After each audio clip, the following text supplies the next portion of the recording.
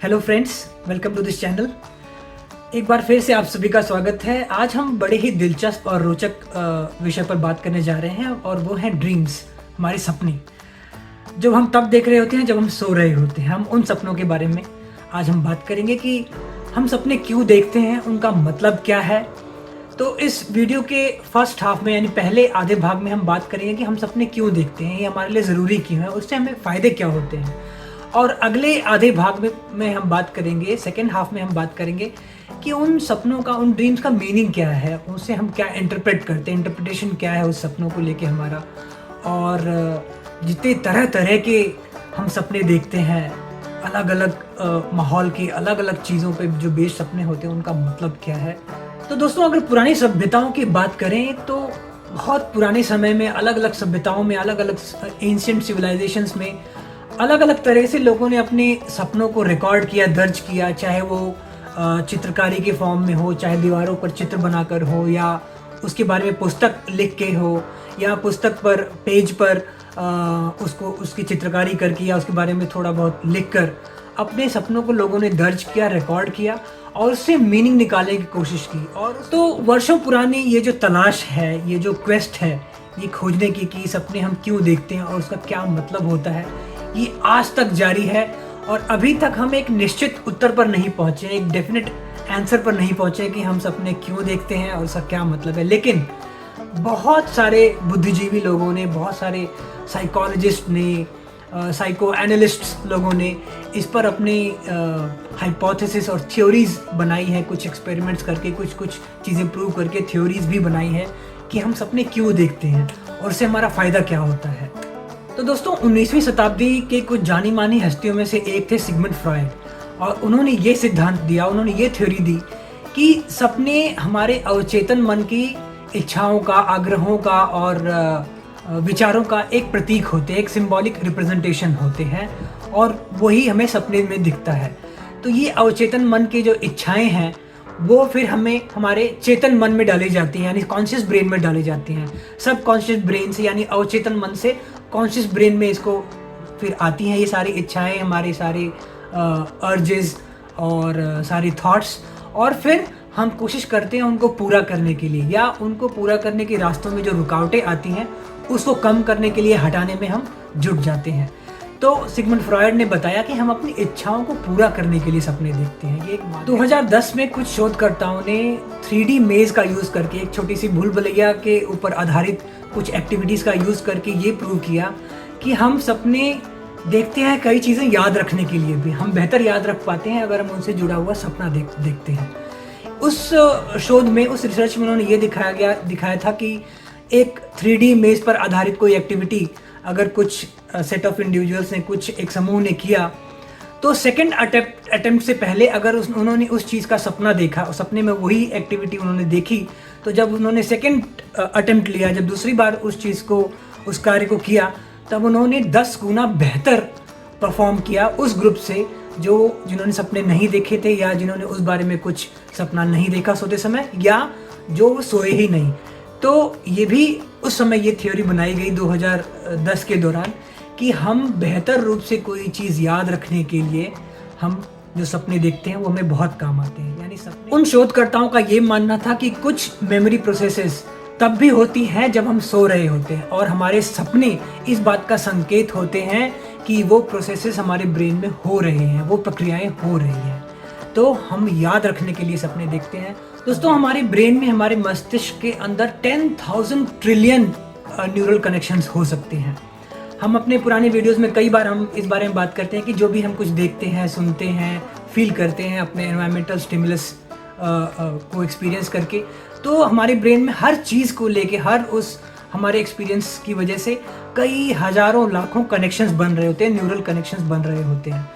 तो ये जो ट्रिलियंस ऑफ न्यूरल कनेक्शंस हैं हमारे ब्रेन में, तो हमारा ब्रेन कई बार इन कनेक्शंस को रिव्यू करता है, यानी इनकी समीक्षा करता है। तो 1980 और 90 के बीच में कुछ एक्सपेरिमेंट्स किए गए थे, कुछ नए सिद्धांत बनाए गए थे, नई थ्योरीज बनाई गई थी, न्यूरोबायोलॉजिकल एस्पेक्ट्स ऑफ ड्रीमिंग, और उसको नाम दिया गया था रिवर्स लर्निंग। उसमें ये बताया गया था कि जब हमारा ब्रेन उन न्यूरल कनेक्शंस की रिव्यू कर रहा होता है, उनकी समीक्षा कर रहा होता है, तो उसमें से कई हज़ारों लाखों कनेक्शंस ऐसे होते हैं जो अनवांटेड होते हैं, वो अब ज़रूरी नहीं होते, उनकी कोई आवश्यकता नहीं होती है। तो ये रिव्यू करने के बाद ही पता लगता है और धीरे-धीरे उन कनेक्शंस को हटाया जाता है। रिवर्स लर्निंग जिसको हम कह सकते हैं कि उन कनेक्शंस को हटाया जाता है और ये बहुत ही ज़रूरी है। और इस प्रक्रिया के दौरान ही हमें कुछ सपने आ रहे होते हैं और उस थ्योरी का ये मानना है कि वो सपने उन कनेक्शंस को हटाने के दौरान जिस हमारे एक्सपीरियंस से जुड़े वो कनेक्शंस हैं, वही हमारे ड्रीम की फॉर्म में उस दौरान आ रहे होते हैं। तो और ये बहुत ही ज़रूरी है कि वो पुराने कनेक्शंस को हटाना और उसके बारे में सपने आना, क्योंकि जब तक वो पुराने कनेक्शंस हटेंगे नहीं, जो अनवांटेड और अननेसेसरी कनेक्शंस अगर वो हटेंगे नहीं, तो हमें नए कनेक्शंस बनाने के लिए और स्पेस और चांस नहीं मिलेगा हमारे ब्रेन को। तो इस रिवर्स लर्निंग में ये माना जाता है कि पुराने कनेक्शंस हटाने के दौरान उन एक्सपीरियंसेस से जुड़े हुए हमारे सपने आते हैं और बहुत ही ज़रूरी है। इसका मतलब कि कुछ पुराने कनेक्शंस हटाए जा रहे हैं और नए कनेक्शंस बनने के लिए और स्पेस बनाई जा रही है। तो ये थ्योरी मानती है कि हम भूलने के लिए भी सपने देखते हैं। अभी थोड़ी देर पहले हमने बात की कि हम याद रखने के लिए सपने तो देखते ही हैं। इस थ्योरी का ये मानना है कि हम भूलने के लिए भी कई चीज़ें हमारी पुरानी जो अनवांटेड है हमारे ब्रेन में, जो जंक है, उसको भूलने के लिए, मिटाने के लिए भी सपने देखते हैं। तो दोस्तों एक थ्योरी है, थ्योरी ऑफ कंटिन्यूअल एक्टिवेशन। ये थ्योरी ये बताती है कि हम जब जाग रहे होते हैं तब तो बहुत सारे एनवायरमेंटल स्टिमुलस हमें मिल रहे होते हैं जिनसे हम कंसोलिडेशन करते हैं और लॉन्ग टर्म मेमोरी बनाते हैं, उनका समेकन करते हैं और अपनी यादाश्त, लंबी यादाश्त बना रहा होता है हमारा मस्तिष्क। लेकिन जब हम सो रहे होते हैं तो कोई भी ऐसा एनवायरमेंटल स्टिमुलस नहीं बनता, नहीं मिल रहा होता है। तो उस टाइम ब्रेन अपने आप को कंटिन्यूअस वर्किंग मोड में रखने के लिए जो ऑलरेडी हमारी मेमोरी होती है उसमें से कुछ चीज़ें लेकर और उसको प्रोसेस करने लग जाता है, जो हमें ड्रीम्स की फॉर्म में नज़र आते हैं, जो हमें सपनों की तरह दिखने लग जाते हैं। तो इसको हम समझ सकते हैं जैसे कि हमारा कंप्यूटर या डेस्कटॉप है, उसमें स्क्रीन सेवर चलने लग जाता है जब हम उसको थोड़ी देर तक ना यूज़ करें तो ये सपने, ये थ्योरी ये मानती है कि जो सपने हम देखते हैं वो हमारे ब्रेन के स्क्रीन सेवर की तरह हैं। जब हम कुछ नहीं देख रहे होते क्योंकि हम सो रहे हैं, ना कुछ देख रहे हैं ना सुन रहे हैं, तब हमारा ब्रेन पुरानी यादों को लेकर कुछ प्रोसेस करने लग जाता है अपने आप को एक्टिव रखने के लिए, ताकि अपने आप को पूरी तरह से वो ऑफ ना रखे, शट डाउन ना रखे, और वही चीज़ हमें सपनों की तरह दिखती है। तो ये थ्योरी है कंटिन्यूअल एक्टिवेशन, यानी हम अपने ब्रेन को हमेशा एक्टिव रखने के लिए भी सपने देखते हैं। ब्रेन सपने देखता है अपने आप को हमेशा एक्टिव रखने के लिए, ताकि वो शट डाउन ना हो। वो नहीं चाहता कि वो शट डाउन हो, और ये हमारे एग्जिस्टेंस से जुड़ा है, हमारे अस्तित्व से जुड़ा हुआ है। हमारा मस्तिष्क कभी नहीं चाहेगा कि वो बंद पड़े।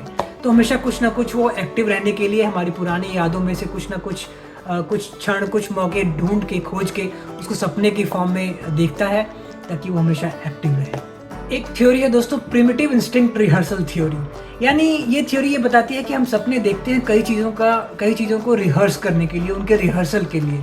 तो जो हमारे प्रिमिटिव इंस्टिंक्ट्स हैं, बेसिक इंस्टिंक्ट्स हैं, जो हमारी प्रवृत्तियां हैं, जैसे कि कोई भी मुसीबत की अवस्था में हम उनसे लड़ने वाली और टकराने वाली जो हमारी प्रवृत्ति है, या अपने जान बचाने के लिए किसी मुसीबत से भागने वाली जो प्रवृत्ति है, अगर इससे जुड़े सपने आ रहे हैं हमारे, तो ये हमारे उन बेसिक या प्रिमिटिव इंस्टिंक्ट के रिहर्सल के लिए बहुत ज़रूरी हैं कि हम इस तरह के सपने देखते हैं, ताकि हमारी लड़ने वाली और मुसीबत से जान बचा के भागने वाली प्रवृत्ति, ये हमारी इसका रिहर्सल होता रहे हमारी ब्रेन में, क्योंकि ये हमारे अस्तित्व से जुड़ी है। इस तरह की प्रवृत्ति का अगर रिहर्सल नहीं होगा तो हम, हो सकता है ऐसी चीज़ों में हम स्लो पड़ जाएं। तो हमारा ब्रेन चाहता है कि इनका वो रिहर्सल करता रहे, प्रैक्टिस करता रहे। तो हमें उस तरह के सपने आते हैं ताकि इन प्रवृत्तियों का रिहर्सल होता रहे, प्रैक्टिस होती रहे। ज़रूरी नहीं है कि इस तरह के सपने हमेशा अनप्लेजेंट या अप्रिय ही हों। कई बार हम किसी इंडिविजुअल की तरफ आकर्षित होने से जुड़े हुए सपने देखते हैं, तो ये हमारी रिप्रोडक्टिव इंस्टिंक्ट को भी रिहर्सल करने काम आते हैं। यानी कि इस थ्योरी का ये मानना है कि जो हमारी पुरानी प्रिमिटिव बेसिक इंस्टिंक्ट्स हैं, उनके रिहर्सल के लिए भी हम सपने देखते हैं। यानी उनके पूर्वाभ्यास के लिए, उनको अभ्यास उनका बनाए रखने के लिए हम इस तरह के सपने देखते हैं। तो एक थ्योरी के अनुसार तो दोस्तों हम कुछ पुराने घावों को भरने के लिए भी सपने देखते हैं। इस थ्योरी में ये कहा गया है कि अगर हम कोई दर्दनाक अनुभव हमारा पुराना रहा है, उससे जुड़े हुए या उसके बारे में अगर हमें सपने आते हैं, तो ये हमारे ब्रेन का एक मैकेनिज्म है कि हम उससे जुड़े घावों को भर दें और उस पुराने अनुभव को धीरे धीरे किनारे कर दे। तो ये एक मनोवैज्ञानिक तरीका है, मनोवैज्ञानिक रूप से उसका उन अनुभवों को किनारे करने के लिए और उनसे जुड़े जो हमारे घाव हैं उनको भरने के लिए हम उससे जुड़े सपने देखते हैं। कुछ मूड डिसऑर्डर्स और पीटीएसडी यानी कि पोस्ट ट्रॉमेटिक स्ट्रेस डिसऑर्डर्स वाले लोगों को अक्सर सोने में कठिनाई होती है। तो वैज्ञानिकों का ये मानना है कि सपने देखने की कमी उनकी बीमारियों के लिए एक महत्वपूर्ण कारक हो सकती है। वो उनको सपने नहीं दिखते क्योंकि वो बहुत ही स्ट्रेस से रिलेटेड और उनके पुराने जो ट्रॉमा है उससे रिलेटेड उनके सपने आते हैं, जिससे वो उनको सोने में भी बड़ी तकलीफ होती है। तो ये भी उनकी बीमारी के पीछे एक महत्वपूर्ण कारक हो सकता है। तो ये थियोरी कहती है कि हम अपने आप को, अपने पुराने घाव को भरने के लिए हम इस तरह के सपने देखते हैं, हम अपनी पुरानी बुरे अनुभव से जुड़े सपने देखते हैं ताकि हम अपने उससे जुड़े घावों को धीरे धीरे भर सकें। दोस्तों, आपने अक्सर कहीं सुना होगा या पढ़ा ज़रूर होगा कि the best solution of a problem is to sleep on it, यानी कि सबसे अच्छा समाधान है किसी मुसीबत का कि आप उसके बारे में सोचते हुए सो जाओ। क्योंकि जब हम नींद से उठेंगे तो हो सकता है कि हमारे पास उस समस्या के बारे में, उस समस्या से निपटने का बहुत ही नया और नूतन समाधान हो, सोल्यूशन हो हमारे पास। ये बिल्कुल सच है दोस्तों, क्योंकि थ्योरी बताती है कि हम कई प्रॉब्लम्स को सॉल्व करते हैं जब हम सपने देख रहे होते हैं उस दौरान। क्योंकि होता क्या है कि जब हम रियलिटी की बात करें, अपनी लॉजिकल थिंकिंग की बात करें, उससे परे हट के जब हम सपने देख रहे होते हैं तो हम लिमिटलेस सिनेरियोज क्रिएट करते हैं, इतने तरह तरह के बारे में सोच रहे होते हैं और कितनी सारी कड़ियाँ जुड़ रही होती हैं कि हम कई सारी प्रॉब्लम्स को के नए नए समाधान ढूंढने की जो हमारी क्षमता है वो बढ़ जाती है इस तरह के सपने देखने के बाद। ऐसा बहुत ही ज़्यादा चांसेस हैं कि जब हम अगले दिन उठें तो हम बहुत ही नए तरह के सोल्यूशन ढूंढ पाएँ किसी भी सोल्यूशन के बारे में, किसी भी प्रॉब्लम के बारे में जो हमने पिछले दिन एक्सपीरियंस की है, जब फेस की है, जो हमारे सामने समस्याएं आई हैं।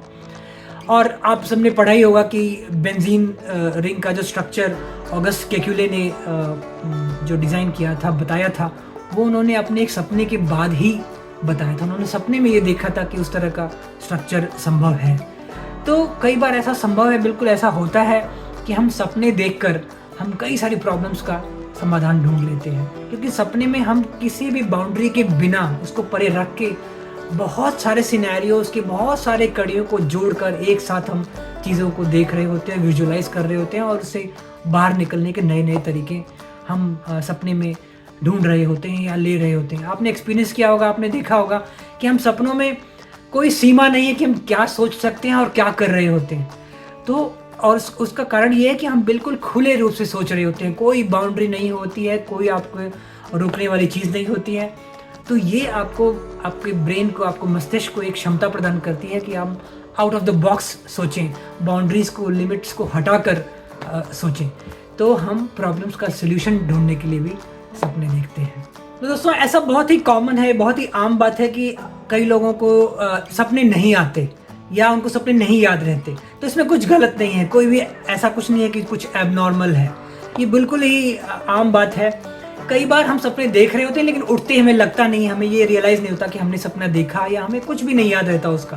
तो ये बहुत ही आम बात है, इस पर बहुत ही कोई ऐसी कोई चिंतनीय बात नहीं है कि हमें सपने नहीं याद रहते। ये बहुत ही नॉर्मल चीज़ है, और या सपने नहीं आते, इसमें भी कोई समस्या वाली बात नहीं है।